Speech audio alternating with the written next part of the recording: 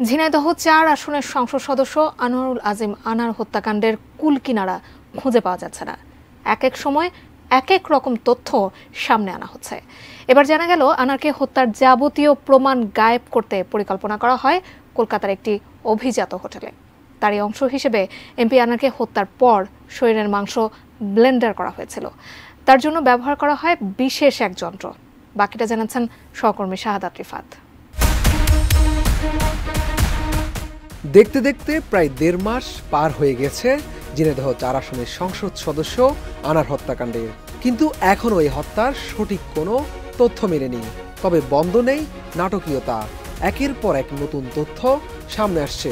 Safety tank থেকে উদ্ধার হয়েছে মাংস, আর খাল থেকে উদ্ধার হয়েছে হাড়। কিন্তু এগুলো আসলেই এমপি আনারের কিনা তা নিয়ে কোনো পরিষ্কার বার্তা নেই কলকাতার সিআইডি কিংবা বাংলাদেশের পুলিশ এবং গোয়েন্দা সংস্থার। উদ্ধার হওয়া হাড়, মাংসের ডিএনএ টেস্টের কথা বারবার বলা হলেও নিশ্চিত কোনো তথ্য নেই। এদিকে এমপি আনার হত্যার পর আটক হয়েছে বাংলাদেশের অনেকেই। বাদ যায়নি ক্ষমতাসীন দল আওয়ামী লীগের জেলা পর্যায়ের নেতাও। নজরদারিতে রয়েছেন প্রায় ডজন খানেক চিত্রনায়িকা। বিশ্বমানের থার্মিক্স রড, সালাম স্টিল থার্মিক্স, দেশের একমাত্র থার্মিক্স রড। এবার এমপি আনার হত্যা নিয়ে নতুন তথ্য দিয়েছে কলকাতার সিআইডি। বৃহস্পতিবার ভারতের প্রথম সারির একটি গণমাধ্যমের এক প্রতিবেদনে বলা হয়েছে, আনারকে হত্যার পর অপরাধের প্রমাণ কলকাতার একটি অভিজাত হোটেলে।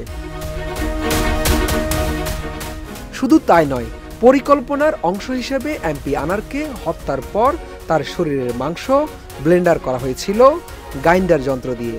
পুরো কিলিং মিশনে নাকি অংশ নিয়েছেন ভারত বাংলাদেশের একাধিক কিলার। পশ্চিমবঙ্গের সিআইডির বরাতে ওই প্রতিবেদনে আরও বলা হয়েছে, আনারের দেহাবশেষ মিট গ্রাইন্ডার দিয়ে পিষে ফেলা হয়েছিল যাতে দেহের কোনো অস্তিত্ব পাওয়া না যায়। তাই এই বিশেষ পদ্ধতি অবলম্বন করা হয়েছিল।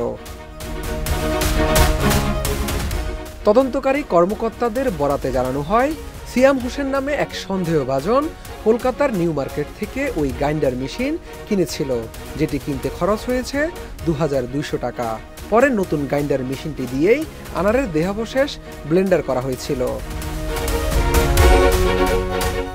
প্রতিবেদনে বলা হয়, অনেক চেষ্টার পরও সব মাংস পিষে ফেলা যায়নি, যার কারণে কিছু মাংস কিলাররা নিউ টাউনের অ্যাপার্টমেন্টের সেফটি ট্যাঙ্কে ফেলে দিয়েছিল, যেখান থেকে অন্তত ৫ কেজির মতো মাংস উদ্ধার করা হয়। ফরেনসিক পরীক্ষা শেষে প্রাথমিকভাবে জানা গেছে ওই মাংস কোনো মানুষের, আর সেটা কোনো পুরুষেরই। বর্তমানে এমপি আনারের দেহের অংশ নিয়ে কাজ করার পাশাপাশি তদন্তকারীরা জানার চেষ্টা করছেন আনার খুনে ব্যবহার করা অস্ত্র কোথা থেকে কেনা হয়েছিল এবং কোথায় ফেলা হয়েছে। ঢাকা মেট্রোপলিটন পুলিশের গোয়েন্দা শাখার তদন্তে বের হচ্ছে একের পর এক আসামি। সবশেষ আওয়ামী লীগ নেতা সাইদুল করিম মিন্টুকে গ্রেফতার করা হয়েছে। মামলার তদন্তকারী কর্মকর্তা ও পুলিশের গোয়েন্দা শাখার জ্যেষ্ঠ সহকারী কমিশনার মোহাম্মদ মাহফুজুর রহমান মিন্টুকে ৮ দিনের রিমান্ড শেষে আদালতে হাজির করলে আদালত তাকে কারাগারে পাঠায়। এর আগে গত ১২ মে দর্শনা গেদে সীমান্ত দিয়ে চিকিৎসার জন্য ভারতে যান আনোয়ারুল আজিম। পরে কলকাতার স্বর্ণ ব্যবসায়ী বন্ধু গোপাল বিশ্বাসের বাড়িতে উঠেন তিনি, কিন্তু ১৬ মে থেকে তার সঙ্গে আর যোগাযোগ করতে না পারায় সেখানকার থানায় জিডি করেন গোপাল বিশ্বাস। সবশেষ ২২ মে সকালে ভারতীয় সংবাদ মাধ্যমে খবর আসে এমপি আনার খুন হয়েছেন। শাহাদাত রিফাত, এটিএন নিউজ, ঢাকা।